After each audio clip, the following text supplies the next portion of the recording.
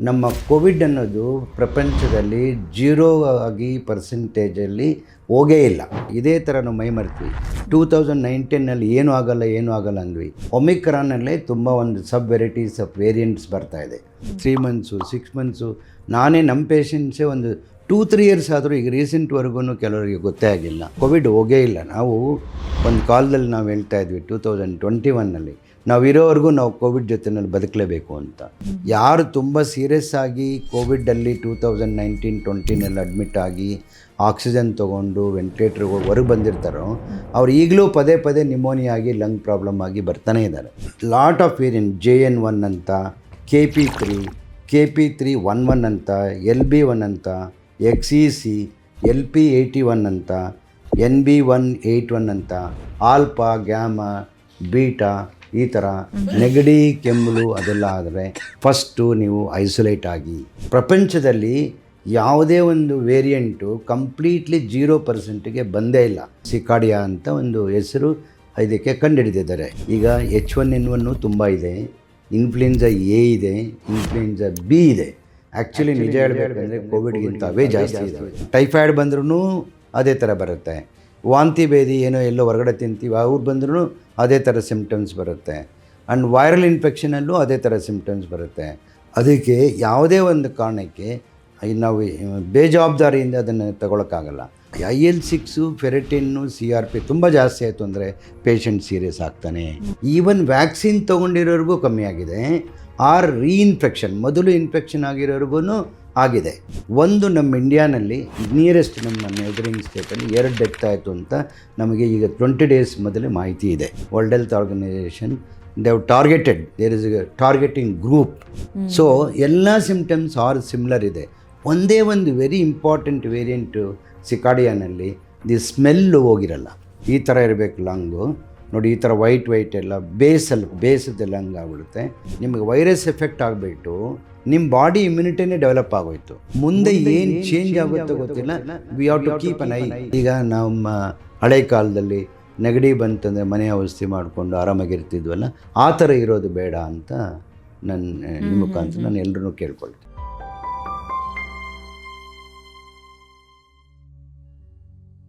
ವಿಜಯ ಕರ್ನಾಟಕ ವೀಕ್ಷಕರಿಗೆ ನಮಸ್ತೆ. ನಾನು ರಕ್ಷಾ ಕೋಟ್ಯಾನ್. ಜಗತ್ತಿನಾದ್ಯಂತ ಎಲ್ಲರ ನೆಮ್ಮದಿಯನ್ನು ಕೆಡಿಸಿದಂಥ ಒಂದು ಆರೋಗ್ಯ ಸಮಸ್ಯೆ ಅಂತ ಹೇಳಿದ್ರೆ ಅದು ಕೊರೋನಾ ಅಥವಾ COVID-19 ಅಂತ ನಾವೇನು ಕರಿತೀವಿ. ಸೊ ಈಗ ಮತ್ತೆ ಕೊರೋನಾ ಬಂದಿದೆಯಂತೆ, ಕೊರೋನಾ ಪ್ರಕರಣಗಳು ಹೆಚ್ಚಾಗ್ತಾ ಇದೆ, ಪಕ್ಕದ ರಾಜ್ಯದಲ್ಲೂ ಕೂಡ ಹೆಚ್ಚಾಗ್ತಾ ಇದೆ, ಗಂಭೀರ ಪರಿಸ್ಥಿತಿಗೆ ಜನರ ಹೆಲ್ತ್ ಕಂಡೀಷನ್ ಹೋಗ್ತಾ ಇದೆ ಅನ್ನುವಂಥ ಸುದ್ದಿಗಳು ಹರಿದಾಡ್ತಾ ಇದ್ದಾವೆ. ಈ ನಡುವೆ ಸೋಷಿಯಲ್ ಮೀಡಿಯಾದಲ್ಲಿ ಅಥವಾ ಮಾಧ್ಯಮಗಳಲ್ಲಿ ಬರುವಂಥ ವಿಚಾರಗಳಲ್ಲಿ ಜನರಿಗೆ ಒಂದು ಒಪಿನಿಯನ್ ಇದೆ. ಸುಮ್ಮನೆ ಹೇಳ್ತಾ ಇದ್ದಾರೆ ಮೀಡಿಯಾದವರು, ಕೋವಿಡ್ ಜಾಸ್ತಿ ಆಗಿಲ್ಲ, ನಮ್ಮನ್ನು ಹೆದರಿಸ್ತಾ ಇದ್ದಾರೆ ಅಂತ. ಸೊ ಈ ವಿಚಾರದ ಬಗ್ಗೆ ಕ್ಲಾರಿಫಿಕೇಶನ್ ಬೇಕು ಅಂತ ಹೇಳಿದ್ರೆ ನಾವು ಡಾಕ್ಟರ್ ಹತ್ರನೇ ಮಾತಾಡಬೇಕಾಗತ್ತೆ. ಹಾಗಾಗಿ ಈ ಕೊರೋನಾ ಪ್ರಕರಣಗಳು ಹೆಚ್ಚಾಗ್ತಾ ಇದೆಯಾ, ಇದಕ್ಕೆ ನಾವು ಮತ್ತೆ ಮುನ್ನೆಚ್ಚರಿಕಾ ಕ್ರಮವನ್ನು ವಹಿಸಬೇಕಾಗತ್ತಾ, ಮತ್ತೆ ಕ್ವಾರಂಟೈನ್ ಆಗಬೇಕಾ, ಮಾಸ್ಕ್ ಹಾಕಬೇಕಾ, ಸೊ ಎಲ್ಲ ಡೌಟ್ಸ್ಗಳ ಬಗ್ಗೆ ಹೆಚ್ಚಿನ ಮಾಹಿತಿನ ತಿಳಿಸ್ಕೊಡೋದಕ್ಕೆ ಇವತ್ತು ನಮ್ಮ ಜೊತೆ ಇದ್ದಾರೆ doctor Shankar V, senior consultant, general physician, internal medicine specialist, Apollo hospitals, Seshadripuram, Bangalore. Doctor, ಕಾರ್ಯಕ್ರಮಕ್ಕೆ ಸ್ವಾಗತ. ನಮಸ್ತೆ ಸರ್. ಸರ್, COVID-19 ಮತ್ತೆ ಜಾಸ್ತಿ ಆಗ್ತಾ ಇದೆ, ಕೊರೋನಾ ಕೇಸ್ಗಳು ಜಾಸ್ತಿ ಆಗ್ತಾ ಇದೆ, ಅದರಲ್ಲೂ ಕೂಡ ಪಕ್ಕದ ರಾಜ್ಯ ಆಂಧ್ರದಲ್ಲೂ ಹೆಚ್ಚಾಗ್ತಾ ಇದೆ ಅನ್ನುವಂಥ ಸುದ್ದಿ ಕೇಳ್ತಾ ಇದ್ದೀವಿ, ಮಾಧ್ಯಮಗಳಲ್ಲೂ ಕೂಡ ಬರ್ತಾ ಇದೆ. ಸೊ ಭಯ ಅಂತೂ ಆಗೇ ಆಗುತ್ತೆ. ಒಂದ್ಸಲ ನಾವು ಅನುಭವಿಸಿದ್ದೀವಿ, ಕ್ವಾರಂಟೈನ್ ಆಗಿದ್ದೀವಿ, ಎಷ್ಟೋ ಸಾವು ನೋವುಗಳು ಆಗಿದೆ. ಸೊ ಮತ್ತೆ ಕೊರೋನಾ ನಿಜವಾಗಿಯೂ ಗಂಭೀರ ಪರಿಸ್ಥಿತಿಗೆ ತಲುಪುವಂಥ ಸಾಧ್ಯತೆ ಇದೆಯಾ ಸರ್? ಕೊರೋನಾ ಹೋಗಿತ್ತಾ ಅಥವಾ ಇಲ್ಲೇ ಇತ್ತಾ, ಹೇಗೆ ಅಂತ? ತುಂಬ ಒಳ್ಳೆ ಕ್ವಶನ್ನು. ಜನಸಾಮಾನ್ಯರಿಗೆ ನಾನು ಮೊದಲನೇದಾಗಿ ಹೇಳೋದೇನೆಂತಂದರೆ, ನಾವು ಕೋವಿಡನ್ನು 2019-2021ನಲ್ಲಿ ತುಂಬ ಅದ್ರ ಬಗ್ಗೆ ಭಾಳ ಎಲ್ಲರಿಗೂ ಸಾಮಾನ್ಯ ಅನುಭವ ಆಗಿದೆ. ಅದರಿಂದ ಜಗತ್ತಿನಲ್ಲಿ ಎಷ್ಟು ಪರಿಣಾಮಗಳಾಗಿದೆ ಅಂತ ಎಲ್ರಿಗೂ ಗೊತ್ತಿದೆ. ಸಾವು ನೋವುಗಳ ಬಗ್ಗೆನೂ ಗೊತ್ತಿದೆ. ಈಗ ಭಾಳ ಮುಖ್ಯವಾಗಿ ಈಗ ಮತ್ತೆ ನಮ್ಮ ಕೋವಿಡ್ ಅನ್ನೋದು ಪ್ರಪಂಚದಲ್ಲಿ 0 ಆಗಿ ಪರ್ಸೆಂಟೇಜಲ್ಲಿ ಹೋಗೇ ಇಲ್ಲ. ಯಾವುದೋ ಒಂದು ಸ್ಟ್ರೈನಲ್ಲಿ ಇದ್ದೇ ಇದೆ. ಈಗ ನಮಗೆ ಬಂದಿರತಕ್ಕಂಥ ಒಂದು SARS-CoV-2ನಲ್ಲಿ ಲೀನೇಜ್ ಅಂದರೆ sub types of the corona virus Omicron ಅಂತ ಕರಿತೀವಿ. ಒಮಿಕ್ರಾನಲ್ಲೇ ತುಂಬ ಒಂದು ಸಬ್ ವೆರೈಟೀಸ್ ಆಫ್ ವೇರಿಯಂಟ್ಸ್ ಬರ್ತಾಯಿದೆ. ಸೊ ನೀವು ಹೇಳ್ದಂಗೆ ಯಾವ ಮಾಧ್ಯಮದವರು ಇದನ್ನು ಎದುರಿಸ್ತಾ ಇಲ್ಲ. ನಿಜನೇ, ಸತ್ಯನೇ. ಇದು 2025 somewhere in the middle of the ಇಯರಲ್ಲಿ ಸೌತ್ ಆಫ್ರಿಕಾನಲ್ಲಿ ಫಸ್ಟ್ ನಮ್ಮದು ಈ ವೇರಿಯಂಟನ್ನು ಕಂಡುಹಿಡಿದಾರೆ. ಈಗ ಒಂದು ನಾನು ಹೇಳ್ತೀನಿ ಆ ವೇರಿಯಂಟ್ ಏನು ಅಂತ. ಒಮಿಕ್ರಾನ್ ವೇರಿಯಂಟ್ ಅಂತ. ಅದು ನಮಗೆ 2000 ಮಾರ್ಚ್, ಏಪ್ರಿಲ್, ಮೇನಲ್ಲಿ ನಮ್ಮ ಇಂಡಿಯಾನಲ್ಲಿ ಕಾಣಿಸ್ಕೊಂಡಿದೆ. ಆ ಸಬ್ ವೇರಿಯಂಟ್ ಏನಂದರೆ ಸಿಕಾಡಿಯಾ ಅಂತ ಒಂದು ನೇಮನ್ನು ಅದಕ್ಕೆ ಒಂದು ಇಡ್ತಾರೆ ವೇರಿಯಂಟಿಗೆ. ಸೊ ನಮಗೆ ತುಂಬ ಕನ್ಫ್ಯೂಷನ್ ಏನಂತಂದರೆ, ನಮ್ಮ ಪ್ರಪಂಚದಲ್ಲಿ ಯಾವುದೇ ಒಂದು ವೇರಿಯಂಟು ಕಂಪ್ಲೀಟ್ಲಿ 0% ಬಂದೇ ಇಲ್ಲ. ನಾನು ಒಂದು ಎಕ್ಸಾಂಪಲ್ ಹೇಳ್ತೀನಿ. ನಮಗೆ ಎಷ್ಟು ವೇರಿಯಂಟ್ ಇದೆ ಅಂದರೆ, ಇದು ಒಂದು ಲಾಟ್ ಆಫ್ ವೇರಿಯಂಟ್ JN1 ಅಂತ, KP3, 11 ಅಂತ, LB1 ಅಂತ, XEC, LP81 ಅಂತ, NB181 ಅಂತ, ಆಲ್ಫಾ, ಗ್ಯಾಮಾ, ಬೀಟಾ, ಈ ಥರ. ಆಮೇಲೆ B1 to B6 ಅಂತ. ಈಗ ಬರ್ತಕ್ಕಂಥ ಒಂದು ಸಿಕಾಡಿಯಾ ಕೋವಿಯಂಟ್ ಏನಂತಂದರೆ, ಈ ಸ್ಪೈಕ್ ಪ್ರೋಟೀನ್ ಅಂದರೆ, ನೀವು ಮೊದಲು ಒಂದು ಚಿತ್ರ ನೋಡಿದ್ದೀರ, ಆ ವೈರಸ್ ಚಿತ್ರ, ಮುಳ್ಳು ಥರ ಎಲ್ಲ ಇರುತ್ತೆ, ಒಂದು ಇದಿರುತ್ತಲ್ಲ, ಅದರ ಒಂದು ಪ್ರೋಟೀನಲ್ಲಿ 70% ಇದು ವೇರಿಯಂಟ್ ಹೋಗಿ ಕೂತ್ಕೊಂಡು ನಮ್ಮ ಬಾಡಿ ಇಮ್ಯುನಿಟಿನ ಸ್ವಲ್ಪ ಕಮ್ಮಿ ಮಾಡುತ್ತೆ. ಅದಕ್ಕೇನು ಮಾಡ್ತಾರೆ, ನಮ್ಮ ಸೌತ್ ಆಫ್ರಿಕಾ, ಬ್ರೆಜಿಲ್ಲು, US ಅಲ್ಲಿ, ಕೆಲವು ದೇಶಗಳಲ್ಲಿ, ಆಸ್ಟ್ರೇಲಿಯಾ, ಎಸ್ಪೆಷಲಿ ಆಸ್ಟ್ರೇಲಿಯಾನಲ್ಲಿ. ಸೊ ನಮ್ಮ ವೇರಿಯಂಟನ್ನು ನಾವು ಕಂಡುಹಿಡಿತಾ ಹೋಗ್ತಾ ಇರುವಾಗ RT-PCR ಮೆಥಡ್ಡು, ಲ್ಯಾಬ್ ಮೆಥಡ್ಡು, ಎಲ್ಲ ಮೆಥಡಲ್ಲೂ ಕನ್ಫರ್ಮ್ ಮಾಡ್ಕೊಂಡು ಹೋಗ್ತಾ ಇರುವಾಗ ನಮ್ಮ ಬಾಡಿ ಇಮ್ಯುನಿಟಿನ ಕಮ್ಮಿ ಮಾಡುತ್ತೆ. ಈವನ್ ವ್ಯಾಕ್ಸಿನ್ ತೊಗೊಂಡಿರೋರಿಗೂ ಕಮ್ಮಿ ಆಗಿದೆ, ಆರ್ ರೀಇನ್ಫೆಕ್ಷನ್, ಮೊದಲು ಇನ್ಫೆಕ್ಷನ್ ಆಗಿರೋರಿಗೂ ಆಗಿದೆ. ಸೊ ಹಾಗಾಗಿ ದಟ್ ವೇರಿಯಂಟ್ ಅನ್ನೋದು ಮ್ಯುಟೇಷನ್. ಈಗ ಲಾಟ್ ಆಫ್ ನನಗೆ ಓದಿದ್ದು ವೇರಿಯಂಟ್ಸು, ಲಾಟ್ ಆಫ್ ಮ್ಯುಟೇಷನ್ಸ್. ಇದು ನಾನು ಈಗ ಓದಿದ್ದು ವೇರಿಯಂಟ್ಸ್ ಎಲ್ಲನೂ 2025 ವೇರಿಯಂಟ್ಸ್. ಸೊ ಆ ವೇರಿಯಂಟ್ಸ್ ಎಲ್ಲ ಅಷ್ಟು ಸೀರಿಯಸ್ ಆಗಿ ನಮಗೆ ಜನರ ಮೇಲೆ ಪರಿಣಾಮ ಆಗಲಿಲ್ಲ. ಈಗ ಬಂದಿರತಕ್ಕಂಥ ಒಂದು ವೇರಿಯಂಟು ಸಿಕಾಡಿಯಾ ಅಂತ. ಸಿಕಾಡಿಯಾ ಅನ್ನೋದಕ್ಕೆ ಒಂದು ನಿಕ್ ನೇಮ್ ಏನಂತಂದರೆ, ಈ ವಾಟರ್ ಲಾಗಿಂಗ್ ಅಂತ ಕರಿತೀವಲ್ಲ, ವಾಟರ್ ಲಾಗಿಂಗ್ ಅಂತ ಸರ್ಫೇಸ್ ಆಫ್ ದಿ ಭೂಮಿನಲ್ಲಿ, ಅದರಿಂದ ಅದು ನಿಕ್ ನೇಮ್ ಸಿಕಾಡಿಯಾ ಅಂತ ಒಂದು ಹೆಸರು ಇದಕ್ಕೆ ಕಂಡುಹಿಡಿದಿದ್ದಾರೆ ಎಲ್ಲ ಪ್ರಪಂಚದಲ್ಲಿ. ಸೊ ಈ ವೇರಿಯಂಟು ನಮ್ಮ ಸೌತ್ ಆಫ್ರಿಕಾನಲ್ಲಿ ಫಸ್ಟ್ ಆಗಿದ್ದಲ್ಲ, ಸೆಕೆಂಡ್ ನಮ್ಮ ಮಾರ್ಚ್, ಏಪ್ರಿಲ್, ಮೇ, ಜೂನ್ನಲ್ಲಿ ನಮಗೆ ಕಾಣಿಸ್ಕೊಂಡಿದೆ. ಸೊ ಈ ವೇರಿಯಂಟು ಬಹುಶಃ ದರ್ ಲಾಟ್ ಆಫ್ ಪೇಪರ್ಸ್ ನನ್ನ ಮುಂದೆನೇ ಇಟ್ಕೊಂಡಿದ್ದೀನಿ. ಈಗ ಲೇಟೆಸ್ಟ್ ಈವನ್ 15 ದಿವಸದ ಪೇಪರು ಇದೆ. ಯಾವುದೇ ಒಂದು ಸೀರಿಯಸ್ ಆಗಕ್ಕಂಥ ಒಂದು ಪರಿಣಾಮಗಳು ಇದುವರೆಗೂ ಆಗಿಲ್ಲ.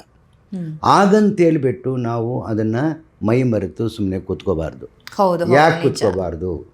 ಬಹುಶಃ ಎಲ್ಲ ಪೇಷಂಟ್ಗೂ ನೆಗಡಿ, ಕೆಮ್ಮಲು, ತಲೆನೋವು, ತುಂಬ ಅಕ್ಷಿ ಬರೋದು, ಮೂಗು ನೋವು, ಇವೆಲ್ಲ ಸಿಮ್ಟಮ್ಸು. ಈಗ H1N1 ತುಂಬ ಇದೆ, ಇನ್ಫ್ಲುಯೆನ್ಸಾ A ಇದೆ, ಇನ್ಫ್ಲುಯೆನ್ಸಾ B ಇದೆ. ಆ್ಯಕ್ಚುಲಿ ನಿಜ ಹೇಳಬೇಕಂದ್ರೆ ಕೋವಿಡ್ಗಿಂತ ಅವೇ ಜಾಸ್ತಿ ಇದ್ದಾವೆ. ಸೊ ಸೇಮ್ ಸಿಮ್ಟಮ್ಸ್ ಇದ್ದಾವೆ. ಇನ್ ಅಡಿಷನ್ ಟು ದಟ್, ಈ ಸಿಕಾಡಿಯಾ ವೇರಿಯಂಟಲ್ಲಿ ನಿಮಗೆ ಅಬ್ಡಾಮಿನಲ್ ಸಿಮ್ಟಮ್ಸ್ ಜಾಸ್ತಿ ಇದೆ. ವಾಮಿಟಿಂಗು, ಪೇಯ್ನ್ ಅಬ್ಡಮನ್ನು, ಡಯೇರಿಯಾ, ಈ ಥರ ಕಾಲು ನೋವು, ಕೈ ನೋವು, ಈ ಸಿಮ್ಟಮ್ಸ್ ಇರೋದ್ರಿಂದ ನಾವು ಮೈ ಮರೆತು ಇದು ವೈರಸ್, ಯಾವ ವೈರಸ್ಸು, ಡೆಂಗೂ ವೈರಸ್ಸಾ, ಇಲ್ಲ ಡೆಂಗೂ 4 ಥರ ಇರುತ್ತೆ, ಆ ವೇರಿಯಂಟ್ ಏನಾರ ಬಂದಿದೆಯಾ, ಇಲ್ಲ ಇನ್ಫ್ಲುಯೆನ್ಸಾಗಳೇನಾರ ಬಂದುಬಿಟ್ಟಿದೆಯಾ, ಇಲ್ಲ ಸಿಂಪಲ್ ವೈರಲ್ ಚಿಕನ್ಗುನ್ಯಾ ಥರ ಏನೇನಿದೆಯಾ. ಸೊ ಯಾವುದೇ ಕಾರಣಕ್ಕೆ ನಾವು ಮಿಸ್ ಮಾಡ್ಕೊಂಡಂಗೆ ನಾವು ಅದನ್ನು ಕಂಡುಹಿಡಿದು ಆದಷ್ಟು ಮಟ್ಟಿಗೆ ನಾವು ಇದು ಮಾಡಬೇಕು. ನಂಬರ್ 1. ನಂಬರ್ 2, ನಿಮ್ಮದು ಮ್ಯುಟೇಷನ್ ಇದು ಎಷ್ಟು ಸೀರಿಯಸ್ ಆಗ್ಬೋದು ಅಂತ ನೀವು ಕ್ವಶನ್ ರೈಸ್ ಮಾಡಿ. ಈಗ ಇದುವರೆಗೂ ಯಾವುದೇ ಒಂದು ಮಾರ್ಟಾಲಿಟಿ ಆಗಿಲ್ಲ. ಒಂದು ನಮ್ಮ ಇಂಡಿಯಾನಲ್ಲಿ ನಿಯರೆಸ್ಟ್ ನಮ್ಮ ನೇಬರಿಂಗ್ ಸ್ಟೇಟಲ್ಲಿ 2 ಡೆತ್ ಆಯಿತು ಅಂತ ನಮಗೆ ಈಗ 20 ಡೇಸ್ ಮೊದಲೇ ಮಾಹಿತಿ ಇದೆ. ಆ 2 ಡೆತ್ತು ಪಾಸಿಟಿವ್ ಬಂದಿರೋದು ನಿಜ. ವಯಸ್ಸಾಗಿರೋರು ಸತ್ತೋಗಿರೋದು, ಅವ್ರಿಗೆ ಶುಗರ್ ಇದೆ, BP ಇದೆ, ಬೇರೆ ಕಾರಣಗಳಿಂದ ಬಹುಶಃ ಅವ್ರ ಇಮ್ಯುನಿಟಿ ಸಿಸ್ಟಮ್ ಕಮ್ಮಿಯಾಗಿ ಕೋವಿಡ್ ಅಟ್ಯಾಕ್ ಆಗಿ ಸತ್ತಿರ್ಬೋದಷ್ಟೇ. ಅದರ್ವೈಸ್ ಇದುವರೆಗೂ number of papers are there. World Health Organization they have targeted, there is a targeting group, ಆ ಗ್ರೂಪ್ ಇದೆ. ಆ ಗ್ರೂಪಲ್ಲಿ ಎಲ್ಲೂ ಹಾಸ್ಪಿಟಲೈಸೇಷನ್ ಅನ್ನೋದಿಲ್ಲ, ಎಲ್ಲೂ ಮಾರ್ಟಾಲಿಟಿ ಹೈಯೆಸ್ಟ್ ಇಲ್ಲ, ಡೆತ್ ಅನ್ನೋದು ಇಲ್ಲ. ಬಟ್ ಅದು ನಾವು ಮೈ ಮರೆತು ಕೂತ್ಕೊಳ್ಳೋದಕ್ಕೆ ನಾವು ಅವಕಾಶ ಕೊಡಬಾರ್ದು. ಯಾಕೆಂದರೆ ಇದು ಈ ಪ್ರೋಟೀನ್ ಅದು 70% ಅಟ್ಯಾಚ್ಮೆಂಟ್ ಇದೆಯಲ್ಲ ಮ್ಯುಟೇಷನ್ನು ಆ ಸ್ಪೈಕ್ ಪ್ರೋಟೀನ್ ಮೇಲೆ. ಸೊ ಅದು ಇನ್ನೂ ಎಷ್ಟರ ಮಟ್ಟಿಗೆ ಮಲ್ಟಿಪ್ಲೈ ಆಗುತ್ತೆ. ಇದೇ ಥರ ನಾವು ಮೈ ಮರ್ತೀವಿ. 2019 ಏನೂ ಆಗಲ್ಲ ಅಂದ್ವಿ. 2020 ಕೇರ್ಲೆಸ್ ಮಾಡಿದ್ವಿ. 2021 ತುಂಬ ಹೈಯೆಸ್ಟ್ ಮ್ಯುಟೇಷನ್ ಆಗೋಯ್ತು. ಸೊ ದೆರ್ ಈಸ್ ಫ್ರಮ್ 2019 ಇದುವರೆಗೂ ಎಷ್ಟು ಮ್ಯುಟೇಷನ್ ಆಗಿದೆ ಅಂತಂದರೆ ಅಷ್ಟು ವೈರಸ್ಗಳು ನಿಮಗೆ ಮ್ಯುಟೇಷನ್ ಆಗ್ತಾನೇ ಇದ್ದಾವೆ. ಸೊ ಯಾವ್ದಾವ್ದು ಮ್ಯುಟೇಷನ್ ಆಗ್ತಾಯಿದೆ ಅಂತ ನನಗೆ ಆಲ್ರೆಡಿ ಎಷ್ಟೊಂದು ಹೇಳಿದ್ದೀನಿ ವೈರಸ್ಗಳ ಬಗ್ಗೆ. ಸೊ ಯಾವುದು ವೈರಸ್ ಅನ್ನೋದನ್ನು ತುಂಬಾ ಕಷ್ಟ ಆಗ್ತಾಯಿದ್ದು. ಈಗ ಅಟ್ಲೀಸ್ಟ್ ಒಂದು 4 ಕಂಟ್ರೀಸು ಎಲ್ಲ ಇನ್ವೆಸ್ಟಿಗೇಟ್ ಮಾಡ್ತಾರೆ. ಟಾರ್ಗೆಟ್ ಗ್ರೂಪ್ ಅಂತ, World Health Organization target group ಅಂತ. World Health Organization is very clear. ಆ ಟಾರ್ಗೆಟ್ ಗ್ರೂಪು ಇದನ್ನು ಐಡೆಂಟಿಫೈ ಮಾಡಿದೆ. ಸೊ ವಾಟರ್ ಲಾಗಿಂಗ್ ಏರಿಯಾಸಲ್ಲಿ ಒಂದು ಗ್ರೂಪ್ ಅಕ್ಸೆಪ್ಟ್ ಮಾಡಿದರೆ ಇನ್ನೊಂದು group they have not accepted that it is not going to become a very serious ಅಂತ. Okay, ಹಾಗಾಗಿ ಕೊರೋನಾ ಎಲ್ಲೂ ಹೋಗಿರ್ಲಿಲ್ಲ. ನೀವು ಹೇಳ್ದಂಗೆ ಕಂಪ್ಲೀಟ್ ಆಗಿ ಝೀರೋ ಆಗೋದಕ್ಕೆ ಸಾಧ್ಯ ಇಲ್ಲ, ಇಲ್ಲೇ ಇತ್ತು, ಮತ್ತೆ ಉಲ್ಬಣಿಸಿದೆ ಅಲ್ಲ. 2025 ನಾನು ಇಲ್ಲಿ ಇಟ್ಕೊಂಡಿದ್ದೀನಿ. ಸುಮಾರು ದೆರ್ ಆರ್ ನಿಯರ್ಲಿ ಒಂದು 20 ವೇರಿಯಂಟ್ಸ್. ಎಲ್ಲ ವೇರಿಯಂಟ್ಸೂ ಅದನ್ನು ಡಿಫ್ರೆಂಟ್ ವೇರಿಯಂಟ್ಸ್, ಅಷ್ಟು ವೇರಿಯಂಟ್ಸ್ ಇದ್ದಾವೆ. ಅಷ್ಟು ವೇರಿಯಂಟ್ಸ್ ಯಾರಿಗೂ ಏನೂ ಆಗಿರಲಿಲ್ಲ. ಒಂದು ಇಲ್ಲ, ಆ ಸಿಮ್ಟಮ್ಸ್ ಡೆವಲಪ್ ಆಗಿಲ್ಲ. ಆದ ಕಾರಣ ನಾವು ಯಾರೂ ಅದ್ರ ಬಗ್ಗೆ ಗಮನ ಕೊಡಲಿಲ್ಲ. But still World Health Organization ಒಂದು ಐ ಇಟ್ಟೇ ಇದ್ದಾರೆ. ಅಲ್ಲಿ Indian or the central or the state government health department ಒಂದು ಅದ್ರ ಬಗ್ಗೆ ಇಟ್ಟೇ ಇದ್ದಾರೆ, ಮೊದಲಿಂದ ಇಟ್ಟೇ ಇದ್ದಾರೆ. ಈಗಲೂ ಅವೇರ್ನೆಸ್ ಪ್ರೋಗ್ರಾಮ್ಸ್ ಎಲ್ಲ ನಮ್ಮ ಹೆಲ್ತ್ ಡಿಪಾರ್ಟ್ಮೆಂಟ್ನವರು ನಮ್ಮ ಇವರು ಎಲ್ಲರೂ ಮಾಡ್ತಾ ಇದ್ದಾರೆ, ಆ್ಯಕ್ಚುಲಿ ಮಾಡ್ತಾ ಇದ್ದಾರೆ. ಫಾರ್ ಎಕ್ಸಾಂಪಲ್ ಈಗ ಕಡಪ, ಆಂಧ್ರ ಪ್ರದೇಶ ನೀವು ಹೇಳ್ತಾರೆ ನೇಬರಿಂಗ್ ಸ್ಟೇಟಲ್ಲಿ ಆ ಕಡೆ ಕೆಲವಿದ್ದಾವೆ. ಆ ಬಾರ್ಡರ್ಸಲ್ಲೆಲ್ಲನೂ ಚೆಕ್ ಮಾಡಿಬಿಟ್ಟು ಕಳಿಸ್ತಾ ಇದ್ದಾರೆ. ಸೊ ಡೆಫಿನೆಟ್ಲಿ ಮುನ್ನೆಚ್ಚರಿಕಾ ಕ್ರಮವನ್ನು ವಹಿಸ್ತಾ ಇದ್ದಾರೆ. ಬಟ್ ಸಾರ್ವಜನಿಕರು ದಯವಿಟ್ಟು ಇದ್ರ ಬಗ್ಗೆ ಗಮನದಲ್ಲಿ ಇಟ್ಕೊಳ್ಳಿ. ಏನಾದ್ರು ಸಿಮ್ಟಮ್ ಬಂದ್ಕೊಳ್ಳಿ ಇಮ್ಮಿಡಿಯೇಟಾಗಿ ಫೈಂಡ್ ಔಟ್ ಮಾಡ್ಕೊಳ್ಳಿ. ಇದು ಕೋವಿಡ್ಡಾ, ಇದು ಇನ್ಫ್ಲೂಯೆನ್ಸಾ ಇನ್ಫ್ಲೂಯೆನ್ಸಾ ಬಿನ ಆರ್ H1N1. ಸೊ ಎಲ್ಲ ಸಿಮ್ಟಮ್ಸ್ ಆರ್ ಸಿಮ್ಲರ್ ಇದೆ. ಒಂದೇ ಒಂದು ವೆರಿ ಇಂಪಾರ್ಟೆಂಟ್ ವೇರಿಯಂಟು ಸಿಕಾಡಿಯಾನಲ್ಲಿ ದಿ ಸ್ಮೆಲ್ಲು ಹೋಗಿರಲ್ಲ. ಈಗ ಮೊದಲು ನಿಮ್ಮ ವೈರಸ್ಸಲ್ಲಿ, ಕೋವಿಡ್ ವೈರಸ್ಸಲ್ಲಿ ಎಲ್ಲರಿಗೂ ವಾಸನೆ ಕಂಡುಹಿಡಿಯೋಕೆ ಆಗ್ತಾ ಇರಲಿಲ್ಲ, ವಾಸನೆ ಹೋಗ್ಬಿಡ್ತಾ ಇತ್ತು, ಸ್ಮೆಲ್ ಹೊಟ್ಟೋಗ್ತಾ ಇತ್ತು, ಟೇಸ್ಟ್ ಬಡ್ ಹೊಟ್ಟೋಗ್ತಾ ಇತ್ತು. ಅದು ಒಂದು ವೇರಿಯಂಟು, ಈ ವೇರಿಯಂಟು ಅದೊಂದು ಎಫೆಕ್ಟ್ ಆಗಿಲ್ಲ. Very very important news. ಅದು latest news is that smell ಅನ್ನೋದು ಹೋಗಿಲ್ಲ. ಅಂದ್ರೆ ಕೊರೋನಾ ಯಾರಿಗೆ ಬಂದಿದೆ ಆ ವ್ಯಕ್ತಿಗೆ ಸ್ಮೆಲ್ ಚೆನ್ನಾಗಿ ಗೊತ್ತಾಗುತ್ತೆ. ಓಕೆ, ಮೊದಲು ವೇರಿಯಂಟಲ್ಲಿ ಆ ಸ್ಮೆಲ್ಲೇ ಹೊಟ್ಟೋಗ್ತಾ ಇತ್ತು. 3 months 6 months. ನಾನೇ ನಮ್ಮ ಪೇಷಂಟ್ಸೇ ಒಂದು 2-3 years ಆದರೂ ಈಗ ರೀಸೆಂಟ್ವರೆಗೂ ಕೆಲವರಿಗೆ ಗೊತ್ತೇ ಆಗಿಲ್ಲ. ಆ್ಯಂಡ್ ಪೋಸ್ಟ್ ಕೋವಿಡ್ ಒಂದು ವೈಟ್ ಥರ ಎಲೆ ಥರ ಎಲ್ಲ ಆಗ್ಬಿಡ್ತಾ ಇತ್ತು ಎಕ್ಸ್ರೇನಲ್ಲೆಲ್ಲನೂ, ಆ ಥರ ಎಲ್ಲ ಆಗ್ತಾಯಿದೆ. ಬಟ್ ಈಗ ಲಾಸ್ಟ್ 1 weekಲ್ಲೇ ನಾನೇ ನನ್ನ 2 ಪೇಷಂಟು ನಮ್ಮ ಅಪೋಲೋ ಹಾಸ್ಪಿಟಲಲ್ಲಿ ನೋಡಿದ್ದೀನಿ. ಒಂದು ಪೇಷಂಟು ಏನೂ ಸಿಮ್ಟಮ್ಸ್ ಇಲ್ಲ, ಮೈಕೈ ನೋವು ಆ ಥರ ಎಲ್ಲ ಇತ್ತು, ಅದನ್ನು ಕೋವಿಡ್ ಪಾಸಿಟಿವ್ ಬಂತು. ಬಟ್ ಅವನು ಐಸೋಲೇಟ್ ಮಾಡಿದೆ and no specific treatment, simple treatment ಕೊಟ್ಟಿದ್ದೀನಿ, ಸಪೋರ್ಟಿವ್ ಕೇರ್ ಕೊಟ್ಟೆ. ಇನ್ನೊಂದು ಪೇಷಂಟ್ ಭಾಳ ಸಿಕ್ಕಾಗಿದೆ, ಅವನು ಅಡ್ಮಿಟ್ ಮಾಡಿದೆ. ಬಟ್ ಆದರೂ ಅವನಿಗೆ ನಿಮ್ಮ ರೆಮಿಡೀಸ್ ಇವರು ಆ್ಯಂಟಿವೈರಲ್ ಡ್ರಗ್ಸು, ಮಾನೋಕ್ಲೋನಲ್ ಆ್ಯಂಟಿಬಾಡೀಸ್, ಸುಮಾರು ಡ್ರಗ್ಸ್ ಎಲ್ಲ ನಾವು ಯೂಸ್ ಮಾಡ್ತಿದ್ವಲ್ಲ, 45,000 50,000 60,000 ಎಲ್ಲ ಯೂಸ್ ಮಾಡ್ತಿದ್ವಲ್ಲ, ಆ ಡ್ರಗ್ಸ್ ಯಾವುದೂ ಕೊಡಲಿಲ್ಲ. ಕಂಪ್ಲೀಟ್ಲಿ ಐಸೋಲೇಟ್ ಮಾಡಿದ್ವಿ. ಐಸೋಲೇಟ್ ಮಾಡಿ ಸೆಕೆಂಡ್ರಿ ಇನ್ಫೆಕ್ಷನ್ ಟ್ರೀಟ್ ಮಾಡಿದೆ. 5 ದಿವಸ ಆದಮೇಲೆ ಅವನಿಗೆ ಡಿಸ್ಚಾರ್ಜ್ ಮಾಡಿದ್ದೀನಿ. ನಿನ್ನೆ ಬಂದು ಹೋಗಿದ್ದಾನೆ, ಚೆನ್ನಾಗೂ ಇದ್ದಾನೆ. ಸೊ ಬ್ಲಡ್ ರಿಪೋರ್ಟ್ಸಲ್ಲೂ not much variation. Normally ferritin ಅಂತ ಮಾಡ್ತೀವಿ, CRP ಅಂತ ಮಾಡ್ತೀವಿ, IL-6 ಅಂತ ಮಾಡ್ತೀವಿ, LFT ಮಾಡ್ತೀವಿ. ಇವೆಲ್ಲ ತುಂಬ ವೇರಿಯೇಷನ್ಸ್ ಆಗ್ಬಿಡುತ್ತೆ. ಆ IL-6 ಫೆರಿಟಿನ್ನು CRP ತುಂಬ ಜಾಸ್ತಿ ಆಯಿತು ಅಂದರೆ ಪೇಷಂಟ್ ಸೀರಿಯಸ್ ಆಗ್ತಾನೆ. ನೋಡಿ, ಈ ಥರ ವೈಟ್ ಆಗ್ಬಿಡುತ್ತೆ. ಫಾರ್ ಎಕ್ಸಾಂಪಲ್ ನಾನು ಇದೊಂದು ಬ್ಲ್ಯಾಕ್ ತೋರಿಸ್ತೀನಿ, ಈ ಥರ ಇರಬೇಕು ಲಂಗು. ನೋಡಿ, ಈ ಥರ ವೈಟ್ ಎಲ್ಲ ಬೇಸದ ಲಂಗ್ ಆಗ್ಬಿಡುತ್ತೆ, ಕಂಪ್ಲೀಟ್ ವೈಟ್ ಬ್ಯಾಕ್ಗ್ರೌಂಡ್ ಆಗ್ಬಿಡುತ್ತೆ. ಇದು ಜಸ್ಟ್ ಅನ್ ಎಕ್ಸಾಂಪಲ್ ಒಂದು ತೊಗೊಂಡು ಬಂದು ತೋರಿಸ್ದೆ. ಅದಕ್ಕೆ ದಯವಿಟ್ಟು ಸಾರ್ವಜನಿಕರು ನೀವು ನಿಮ್ಮ ಮುಖಾಂತರ ಹೇಳೋದೇನಂತಂದರೆ, ನೆಗಡಿ ಕೆಮ್ಮಲು ಅದೆಲ್ಲ ಆದರೆ ಫಸ್ಟು ನೀವು ಐಸೋಲೇಟ್ ಆಗಿ. ಎಸ್ಪೆಷಲಿ ಮಕ್ಕಳಿಂದ ತುಂಬ ಬೇಗ ದೊಡ್ಡವ್ರಿಗೆ ಬರುತ್ತೆ. ಎಸ್ಪೆಷಲಿ ಈಗ asthma patient, cancer patient, BP patient, smokers, alcoholic, aged persons, ಇಂಥವ್ರಿಗೆಲ್ಲನೂ ಬೇಗ ಬರುತ್ತೆ. ಅದರಿಂದ ಆದಷ್ಟು ಮಟ್ಟಿಗೆ ಮನೆಯಲ್ಲಿ ಐಸೋಲೇಟ್ ಆಗಿ ಎಲ್ಲರೂ ಮಾಸ್ಕ್ ಯೂಸ್ ಮಾಡೋದು ಕಂಪಲ್ಸರಿ ಮಾಡ್ಕೊಳ್ಳಿ. ಅದರಿಂದ ನನ್ನ ಪ್ರಕಾರ ಇದೇನು ಇದುವರೆಗೂ ಇನ್ನೂ ಗಂಭೀರ ಸಮಸ್ಯೆ ಆಗಿಲ್ಲ. ಬಟ್ ವರ್ಲ್ಡ್ ಹೆಲ್ತ್ ಆರ್ಗನೈಸೇಷನ್ ತುಂಬಾ ಸ್ಟಡೀಸ್ ಮಾಡ್ತಾ ಇದೆ. ಈ ವೇರಿಯಂಟು ಏನಾದ್ರು ಸೀರಿಯಸ್ ಆಗುತ್ತಾ, ಹಾಸ್ಪಿಟಲೈಸೇಷನ್ ಬೇಕಾ, just about a week back ನಾನು ಓದ್ತಾ ಇರೋ ಒಂದು ಆರ್ಟಿಕಲ್ ಇದು.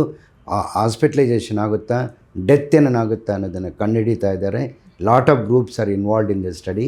ಆ್ಯಂಡ್ ಮೊದಲು ಏನು ವ್ಯಾಕ್ಸಿನ್ ನಾವು ಉಪಯೋಗಿಸ್ತಾ ಇದ್ವು, ಕೋವ್ಯಾಕ್ಸಿನು, ಕೋವಿಶೀಲ್ಡು, ಅದೇ ವ್ಯಾಕ್ಸಿನು ಎಫೆಕ್ಟ್ ಆಗುತ್ತೆ ಅಂತ ಒಂದು ಗ್ರೂಪ್ ಹೇಳುತ್ತೆ.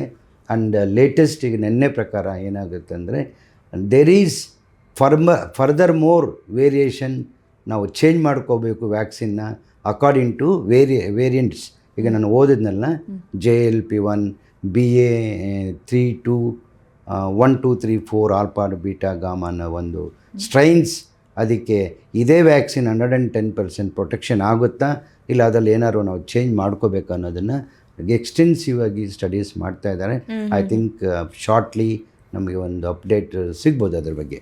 ಓಕೆ ಸರ್, ಹಾಗಿದ್ರೆ ಮುಂಚೆ ಇದ್ದಿದ್ದೀಗ ಒಮಿಕ್ರಾನ್ ತುಂಬ ಹೆಚ್ಚು ಸುದ್ದಿಯಲ್ಲಿದ್ದುದು, ಆದರೆ ಈಗ ಹೆಚ್ಚಾಗ್ತಾ ಇರುವಂತಹ ಕೊರೋನಾದ ಒಂದು ತಳಿ ಅಂತ ಹೇಳಿದ್ರೆ ನೀವು ಹೇಳಿದಾಗೆ ಸಿಕಾಡಿಯನ್. ಸೊ ಈಗ ಹೆಚ್ಚಾಗ್ತಾ ಇರೋದು ಅದು BA.3.2 ಅಂತ. BA.3.2 ಓಕೆ, ಈ ವೇರಿಯಂಟ್. ಓಕೆ, ಹಾಗಿದ್ರೆ ಈ ಸಿಕಾಡಿಯನ್ ಅನ್ನುವಂಥ ಒಂದು ಕೋವಿಡ್ ಹೊಸ ತಳಿ ಏನಿದೆ, ಇದು ಹೆಚ್ಚಾಗುವುದಕ್ಕೆ ಮುಖ್ಯ ಕಾರಣ ಏನು ಅಂತ ಅನ್ನಿಸ್ತಾ ಇದೆ ಸರ್? ನಮ್ಮ ನಿರ್ಲಕ್ಷ್ಯ ಕಾರಣ ಆಗಿದೆಯಾ, ಅಥವಾ ಇದೊಂದು ಬರೀ ವೆದರ್ ಚೇಂಜ್ ಆಗಿ ಹೆಚ್ಚಾಗ್ತಾ ಇದೆ ಆ ಥರ ಹೇಳ್ತೀರಾ?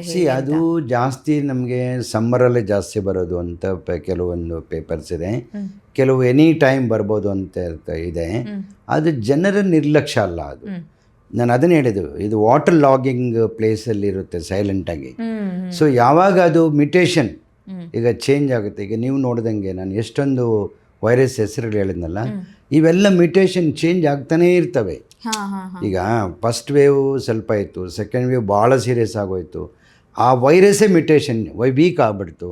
ಥರ್ಡ್ ವೇವ್ ನಮಗೆ ಸ್ವಲ್ಪ ಕಮ್ಮಿ ಆಯಿತು, ಆ ಟೈಮಲ್ಲಿ ಯಾರೂ ಅಷ್ಟೊಂದು ಡೆತ್ಗಳಾಗಲಿಲ್ಲ. ಮತ್ತು ಬರ್ತಾ ಬರ್ತಾ ಜನಗಳ ಇಮ್ಯುನಿಟಿ ಡೆವಲಪ್ ಆಯಿತು. ನಿಮಗೆ ವೈರಸ್ ಎಫೆಕ್ಟ್ ಆಗಿಬಿಟ್ಟು ನಿಮ್ಮ ಬಾಡಿ ಇಮ್ಯುನಿಟಿನೇ ಡೆವಲಪ್ ಆಗೋಯ್ತು. ಸೊ ನಿಮ್ಮ ಬಾಡಿ ಇಮ್ಯುನಿಟಿ ಡೆವಲಪ್ ಆದಾಗ ಯಾವ ವೈರಸ್ ಅಟ್ಯಾಕ್ ಹಾಕಿದ್ರು ನಮಗೇನಾಗಲ್ಲ. ಸೊ ಆ ಥರ ಬರ್ತಾ ಹಂಗಾಯಿತು. ಬಟ್ ವೇರಿಯಂಟ್ಸಲ್ಲಿ ಯಾವುದು ಸೀರಿಯಸ್ಸು ಯಾವುದು ಇದನ್ನೋದು ಈಗ ಬರ್ತಕ್ಕಂಥ ಒಂದು BA.3.2 ದಟ್ ಈಸ್ ಸಿಕಾಡಿಯಾ ವೇರಿಯಂಟು, ಇದುವರೆಗೂ ನನ್ನ ಒಂದು ಅನಿಸಿಕೆ ಪ್ರಕಾರ ಯಾವುದೂ ಆ ಥರ ಆಗಿಲ್ಲ. ಬಟ್ ಆದರೂ ಕೆಲವರು ಕೇರ್ಫುಲ್ ಆಗಿ ಎಸ್ಪೆಷಲಿ ಎಲ್ಡರ್ಲಿ ಪೀಪಲ್ ಇರಬೇಕಾಗ್ತದೆ. ಜನರ ನಿರ್ಲಕ್ಷ್ಯ ಅಲ್ಲ, ಅದು ವೈರಸ್ ಸರ್ಫೇಸಲ್ಲಿ ಇದ್ದೇ ಇದೆ. ಸೊ ಕೋವಿಡ್ ಹೋಗೇ ಇಲ್ಲ. ನಾವು ಒಂದು ಕಾಲದಲ್ಲಿ ನಾವು ಹೇಳ್ತಾ ಇದ್ವಿ 2021ನಲ್ಲಿ ನಾವು ಇರೋವರೆಗೂ ನಾವು ಕೋವಿಡ್ ಜೊತೆನಲ್ಲಿ ಬದುಕಲೇಬೇಕು ಅಂತ. ಸೊ ಯಾವ ವೇರಿಯಂಟ್ ಆಗುತ್ತೆ ಅನ್ನೋದನ್ನು ಗೊತ್ತಾಗಿಲ್ಲ. ನಾನು ಆಗಲೇ ಹೇಳಿದ್ದೆಲ್ಲ ವೇರಿಯಂಟ್ 2025 ರೂಪಾಂತರ ಆಗ್ತಾ ಇರುತ್ತೆ, 2025ನಲ್ಲಿ ಇರೋದಕ್ಕೆ ಇಷ್ಟು ವೇರಿಯಂಟ್ಸ್ ನೋಡಿ. ಈಗ 2026 ಏಪ್ರಿಲ್ನಲ್ಲಿ ಈ ವೇರಿಯಂಟ್ ಬಂತು. ಈಗ ನೆಕ್ಸ್ಟ್ ಫ್ಯೂ ಡೇಸಲ್ಲಿ ಈ ವೇರಿಯಂಟ್ ಹಿಂಗೆ ಇರುತ್ತಾ, ಇದು ಮ್ಯುಟೇಷನ್ ಆಗುತ್ತಾ ಅಂತ. ಬಟ್ ಪೇಪರ್ಸ್ ಏನು ಹೇಳ್ತಾ ಇದೆ, ಇದು ಜಾಸ್ತಿ ಮ್ಯುಟೇಷನ್ ಆಗಲ್ಲ, ಸೀರಿಯಸ್ ಆಗಲ್ಲ, ಬಟ್ ಇಮ್ಯುನಿಟಿ ಡೆವಲಪ್ ಆಗಿ ಕಮ್ಮಿ ಆಗುತ್ತೆ. ಈವನ್ ವ್ಯಾಕ್ಸಿನ್ ತೊಗೊಂಡಿರೋರ್ಗೂ ಎಫೆಕ್ಟ್ ಆಗುತ್ತೆ. ಈವನ್ ರೀಇನ್ಫೆಕ್ಷನ್ ಅಂದರೆ ಮೊದಲೇ ಕೋವಿಡ್ ಇನ್ಫೆಕ್ಷನ್ ಆಗಿರೋರ್ಗು ಎಫೆಕ್ಟ್ ಆಗೋ ಚಾನ್ಸಸ್ ಇದೆ ಅಂತೇಳ್ಬಿಟ್ಟು ಇದ್ರ ಬಗ್ಗೆ ಅಧ್ಯಯನಗಳು ತುಂಬ ನಡೀತಾ ಇದೆ, ಅಂಡ್ ನಮಗೂ ಮಾಹಿತಿ ಇದೆ. ಓಕೆ, ಹಾಗಾಗಿ ಈಗ ಮೊದಲು ಬಂದಿರುವಂಥ ವೇರಿಯಂಟ್ ಏನಿದೆ ಅಥವಾ ಆ ಒಂದು ಕೋವಿಡ್ ವೈರಸ್ ಏನಿದೆ ಅದಕ್ಕಿಂತ ಇದು ಅಷ್ಟೊಂದು ಅಗ್ರೆಸಿವ್ ಅಲ್ಲ ಅಂತ ಹೇಳ್ತಾ ಇದ್ದೀರಲ್ವಾ ಸರ್? ಅಗ್ರೆಸಿವ್ ಇದುವರೆಗೂ ಇಲ್ಲ, ಇದನ್ನೇ ನಾನು ಆಗಲೇ ಹೇಳಿದ್ದು. 2020ನಲ್ಲಿ ಎಲ್ಲರೂ ಇದೇ ಯಾಮಾರ್ಬಿಟ್ರು, ಏನೂ ಆಗಲ್ಲ ಅಂತ. ಬಟ್ ಸಡನ್ ಮ್ಯುಟೇಷನ್, ಸಡನ್ ರೂಪಾಂತರ ಚೇಂಜ್ ಆಗಿಬಿಟ್ಟು it became A very serious. And ನೀವು ನೋಡ್ದಂಗೆ ಪ್ರಪಂಚದ ಎಷ್ಟೊಂದು ಡೆತ್ಗಳಾಗೋಯ್ತಲ್ಲ. ಸೊ ಆ ಥರ ನಾವು ಯಾವುದೇ ಕಾರಣಕ್ಕೆ ಇದನ್ನು ಬೇಜವಾಬ್ದಾರಿಯಿಂದ ತಗೋಬಾರ್ದು. ಇದು ಒಂದು ವೈರಸ್ ಇದೆ, ಅದ್ರ ಬಗ್ಗೆ ಗಮನ ಇಟ್ಕೊಂಡು ನಮ್ಮ ಆ ಸಿಂಪ್ಟಮ್ಸ್ ಬರ್ತಾ ಇದ್ದಂಗೆ ನಾವು ಈ ಸಿಂಪ್ಟಮ್ಯಾಟಿಕ್ ಟ್ರೀಟ್ಮೆಂಟ್ ಕೊಡ್ತೀವೋ ಇಲ್ಲ ಐಸೋಲೇಟ್ ಮಾಡ್ತೀವೋ ನಾವು ವೈದ್ಯರು ಡಿಸೈಡ್ ಮಾಡ್ತೀವಿ. ಮಾಡಿದ್ರೆ ಐ ಥಿಂಕ್ ನಾವು ಸ್ಟಿಲ್ ಅದರಿಂದ ಹೊರಗೆ ಬರ್ಬೋದು ಅಂತ ನನಗೆ ಕಾಣಿಸ್ತಾ ಇದೆ. ಓಕೆ ಸರ್, ಇದರ ಲಕ್ಷಣಗಳು ಯಾವ ರೀತಿಯಾಗಿರುತ್ತೆ? ಈಗ ಒಬ್ಬ ವ್ಯಕ್ತಿಗೆ ಈಗಿನ ಕೊರೋನಾ ವೈರಸ್ ಹೊಸ ವೇರಿಯಂಟ್ ಬಂತು ಅಂತ ಹೇಳಿದಾಗ same typically upper respiratory track infection, ನೆಗಡಿ, ಕೆಮ್ಮು, ಕಫ, ಬಾಡಿ ಪೇನು, ಉಸಿರಾಟದ ಇದರಲ್ಲಿ ತೊಂದ್ರೆ ಇರುತ್ತೆ ಸ್ನೀಸಿಂಗ್ ಜಾಸ್ತಿ ಇದೆ. ಸಿಕಾಡಿಯನಲ್ಲಿ ಮೂಗು ನೋವು, ಸ್ನೀಸಿಂಗ್ ಜಾಸ್ತಿ ಇದೆ. ಒಂದು ಡಿಫ್ರೆಂಟ್ ಕ್ಯಾರೆಕ್ಟರಿಸ್ಟಿಕ್ಸು ಈ ಸಿಕಾಡಿಯನಲ್ಲಿ ಅಬ್ಡಾಮಿನಲ್ ಸಿಮ್ಟಮ್ಸ್. ಈಗ ಟೈಫಾಯ್ಡ್ ಬಂದ್ರೂ ಅದೇ ಥರ ಬರುತ್ತೆ, ವಾಂತಿ ಭೇದಿ ಏನೋ ಎಲ್ಲೋ ಹೊರಗಡೆ ತಿಂತೀವಿ ಅವ್ರು ಬಂದ್ರೂ ಅದೇ ಥರ ಸಿಮ್ಟಮ್ಸ್ ಬರುತ್ತೆ. ಆ್ಯಂಡ್ ವೈರಲ್ ಇನ್ಫೆಕ್ಷನಲ್ಲೂ ಅದೇ ಥರ ಸಿಮ್ಟಮ್ಸ್ ಬರುತ್ತೆ. ಅದಕ್ಕೆ ಯಾವುದೇ ಒಂದು ಕಾರಣಕ್ಕೆ ನಾವು ಬೇಜವಾಬ್ದಾರಿಯಿಂದ ಅದನ್ನು ತಗೊಳಕ್ಕಾಗಲ್ಲ. ಹೊಟ್ಟೆ ನೋವು, vomiting, severe abdominal pain, loose motion ಆಗಿ ಸಿಮ್ಟಮ್ಸ್ ಜಾಸ್ತಿ ಬರ್ತಾಯಿದೆ ಈಗ ಸಿಕಾಡಿಯನಲ್ಲಿ. ಹಾಗಾಗಿ ನೀಟಾಗಿ ಅದನ್ನು ಸ್ವಲ್ಪ ಕಾನ್ಸಂಟ್ರೇಟ್ ಮಾಡಿ ನಾವು ಅಟ್ಲೀಸ್ಟ್ ಈಗ ನಾವು 10-15 ಡೇಸಿಂದ ಒಂದು ಪ್ಯಾನಲ್ ಕಳಿಸ್ತೀವಿ, ಫ್ಲೂ ಪ್ಯಾನಲ್ ಅಂತ. ಅದರಲ್ಲಿ ಕೋವಿಡ್ ಇನ್ವಾಲ್ವ್ ಮಾಡ್ತಾಯಿದ್ವಿ. ಸೊ ದಟ್ ಇನ್ಫ್ಲೂಯೆನ್ಸಾ ಎ ಗೊತ್ತಾಗುತ್ತೆ, ಬಿ ಗೊತ್ತಾಗುತ್ತೆ, H1N1 ಗೊತ್ತಾಗುತ್ತೆ, H2N3 ಗೊತ್ತಾಗುತ್ತೆ, ಆ್ಯಂಡ್ ಇದು ಗೊತ್ತಾಗುತ್ತೆ, ಈ ವೈರಸ್ಸು ಗೊತ್ತಾಗುತ್ತೆ. ಸೊ ಹಂಗಾಗಿ ನಾವು ಮಿಸ್ ಮಾಡ್ತಾ ಇಲ್ಲ. ಅದಕ್ಕೆ ನಾನು ಎಲ್ಲರ ಹತ್ರ ಕೇಳ್ಕೊಳ್ಳೋದೇನೆಂದರೆ, ದಯವಿಟ್ಟು ಆ ಸಿಮ್ಟಮ್ಸ್ ಬಂದ ಕೂಡಲೇ ಆರ್ಡಿನರಿ, ಈಗ ನಮ್ಮ ಹಳೆ ಕಾಲದಲ್ಲಿ ನೆಗಡಿ ಬಂತಂದರೆ ಮನೆ ಔಷಧಿ ಮಾಡಿಕೊಂಡು ಆರಾಮಾಗಿರ್ತಿದ್ವಲ್ಲ, ಆ ಥರ ಇರೋದು ಬೇಡ ಅಂತ ನಿಮ್ಮ ಮುಖಾಂತರ ನಾನು ಎಲ್ಲರೂ ಕೇಳ್ಕೊಳ್ತೀನಿ. ಓಕೆ, ಸೊ ಈ ಥರ ಲಕ್ಷಣಗಳು ಬಂದಾಗ ಮನೆಯಲ್ಲೇ ಕೂರೋದು ಬೇಡ ಅಂತ. ಯಾಕಂದ್ರೆ ಈಗ ಆಲ್ರೆಡಿ ನಮಗೆ ಗೊತ್ತಾಗಿದೆ ಕೊರೋನಾ ಹೊಸ ತಳಿ ಬಂದಿದೆ ಅಂತ. ಈ ಸಲ ನಾವು ಯಾಮಾರಬಾರ್ದು, ಈ ಸಲ ಯಾಮಾರಬಾರ್ದು. ಯಾಕಂದರೆ ಇದುವರೆಗೂ ನನಗೆ ಇರ್ತಕ್ಕಂಥ ನಿಮ್ಮ ಮುಂದೆನೇ ಇಟ್ಕೊಂಡು ಮಾತಾಡ್ತಾ ಇದ್ದೀನಿ, ಆ ಥರ ಒಂದು ಡೆತ್ ಮಾರ್ಟಾಲಿಟಿ ಅನ್ನೋದು ಹೈ ಅನ್ನೋದು ಇಲ್ಲ. ಪೇಪರ್ ಏನು ಹೇಳ್ತದೆ, ಸ್ಟಡೀಸ್ ಏನು ಹೇಳುತ್ತೆ, ನಿನ್ನೆವರೆಗೂ ಮಾಡ್ತಕ್ಕಂಥ ಸ್ಟಡೀಸ್ ಎಲ್ಲವೂ ಮುಂದೆ ಏನು ಚೇಂಜ್ ಆಗುತ್ತೋ ಗೊತ್ತಿಲ್ಲ. We have to keep an eye, we have to watch on it. ನಾವು ನೋಡ್ತಾ ಇದ್ದೀವಿ ಅಂತಲೇ ಪೇಪರ್ಸ್ ಬರ್ತಾ ಇದೆ.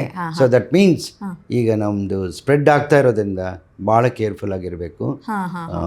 ಅದು ಯಾವುದೇ ಕಾರಣಕ್ಕೆ ಗೊತ್ತಿಲ್ಲ ಯಾವ ಥರ ಮ್ಯೂಟೇಷನ್ ಆಗುತ್ತೆ, ಯಾವ ಥರ ರೂಪಾಂತರ ಚೇಂಜ್ ಆಗುತ್ತೆ, ಯಾವ ಥರ ಬಿಹೇವ್ ಮಾಡುತ್ತೆ. ಇದುವರೆಗೂ ಬಿಹೇವಿಯರ್ಸಲ್ಲಿ ಆ ಥರ ಮಾರ್ಟಾಲಿಟಿ ಹೈ ಇಲ್ಲ. ಬಟ್ ಡೆಫಿನೆಟ್ಲಿ ಬೇಜವಾಬ್ದಾರಿ ಅನ್ನೋದು ಜನಸಾಮಾನ್ಯರು ಇರಬಾರ್ದು. ಓಕೆ. ಹಾಗಾಗಿ ಈಗ ಮುಂಚೆ ಕೊರೋನಾದಲ್ಲಿ ಯಾವೆಲ್ಲ ಸಿಂಪ್ಟಮ್ಸ್ಗಳು ಇರ್ತಾ ಇತ್ತು, ಅದೇ ಥರ ಸಿಂಪ್ಟಮ್ಸ್ ಇದರಲ್ಲೂ ಇರುತ್ತೆ.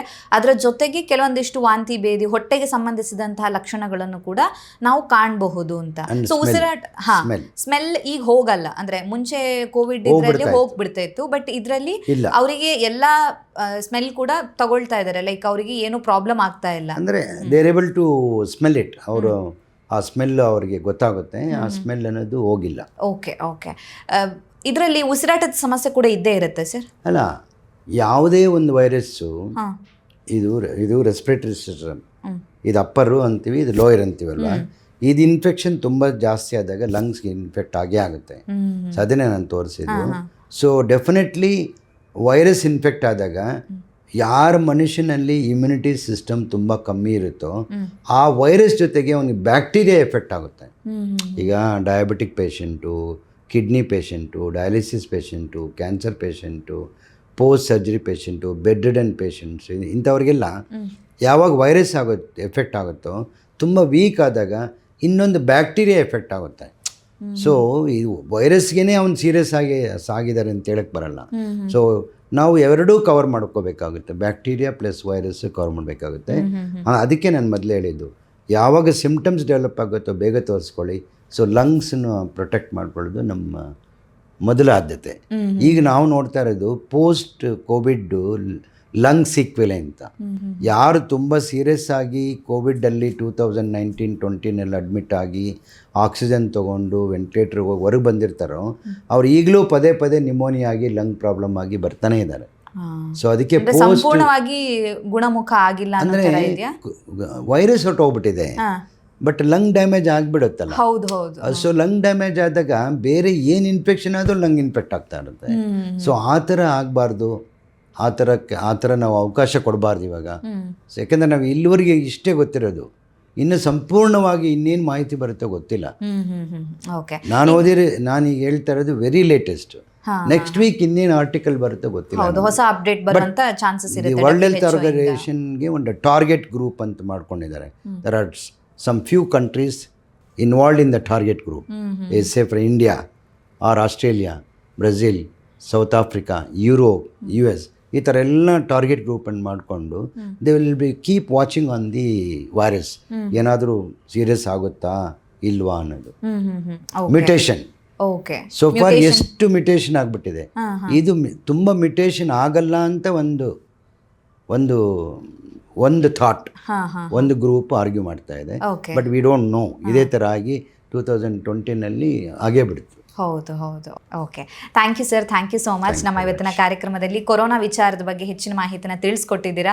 ಸೊ ಕೋವಿಡ್ ಅಂದ ತಕ್ಷಣ ಎಲ್ರಿಗೂ ಮತ್ತೆ ಒಂದು ಭಯ ಇದ್ದೇ ಇರುತ್ತೆ. ಸೊ ಇದ್ರ ಬಗ್ಗೆ ಹೆಚ್ಚು ಭಯ ಪಡೋದಕ್ಕಿಂತ ಇದ್ರ ಬಗ್ಗೆ ಅರಿವು ಇರಬೇಕಾಗತ್ತೆ. ಸೊ ಯಾವ ವೇರಿಯಂಟು, ಹೇಗೆ ಸಿಮ್ಟಮ್ಸ್ ಇರುತ್ತೆ, ಮನೆಯಲ್ಲೇ ಮನೆಮದ್ದು ಮಾಡ್ಕೊಂಡಿರೋ ಬದಲಾಗಿ ಹಾಸ್ಪಿಟಲ್ಗೆ ಹೋಗಿ ಡಾಕ್ಟರ್ ಟೆಸ್ಟ್ ಮಾಡ್ತಾರೆ. ಇನ್ ಕೇಸ್ ಏನಾದರೂ ಪಾಸಿಟಿವ್ ಇತ್ತು ಅಂತ ಹೇಳಿದ್ರು ಕೂಡ ಟ್ರೀಟ್ಮೆಂಟ್ ಇರುತ್ತೆ ಅನ್ನೋದ್ರ ಬಗ್ಗೆ ಒಂದು ಮಾಹಿತಿನ ತಿಳಿಸ್ಕೊಟ್ಟಿದ್ದೀರಾ. Thank you sir, thank you. ನಮಸ್ತೆ. ನಮ್ಮ ಇವತ್ತಿನ ಕಾರ್ಯಕ್ರಮದಲ್ಲಿ ಕೊರೋನಾ ವಿಚಾರದ ಬಗ್ಗೆ ಡಾಕ್ಟರ್ ನಮಗೆ ಹೆಚ್ಚಿನ ಮಾಹಿತಿನ ತಿಳಿಸ್ಕೊಟ್ಟಿದ್ದಾರೆ. ಹೀಗಾಗಿ ಕೊರೋನಾ ಇದೆಯಾ ಅಥವಾ ಅದರ ಬಗ್ಗೆ ಸಿಂಪ್ಟಮ್ಸ್ ಇದೆಯಾ, ಜ್ವರ ಇತ್ತು ಅಂತ ಹೇಳಿದಾಗ ಅದ್ರ ಬಗ್ಗೆ ಭಯ ಪಡೋದ್ರ ಬದಲಾಗಿ ಆಸ್ಪತ್ರೆಗೆ ಹೋಗಿ ಸರಿಯಾದ ಡಾಕ್ಟರನ್ನು ಭೇಟಿಯಾಗಿ ಚಿಕಿತ್ಸೆಯನ್ನು ಪಡ್ಕೊಳ್ಳುವಂಥದ್ದು ತುಂಬಾ ಮುಖ್ಯ ಆಗಿರುತ್ತೆ. ಹೀಗಾಗಿ ಕೊರೋನಾದ ಬಗ್ಗೆ ಭಯ ಬೇಡ, ಜಾಗೃತಿ ಇರಲಿ. ಆರೋಗ್ಯಕ್ಕೆ ಸಂಬಂಧಿಸಿದಂಥ ಹೆಚ್ಚಿನ ವಿಡಿಯೋಗಳನ್ನು ನಮ್ಮ ವಿಜಯ ಕರ್ನಾಟಕ ಹೆಲ್ತ್ ಪೇಜ್ನಲ್ಲಿ ನೀವು ನೋಡಬಹುದು.